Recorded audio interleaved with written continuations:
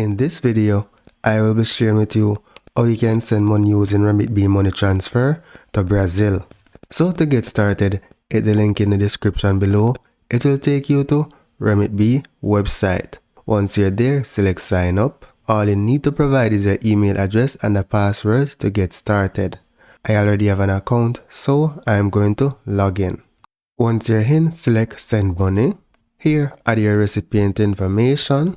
So from the drop down, search for Brazil. You only have the option to do a bank deposit, so select continue.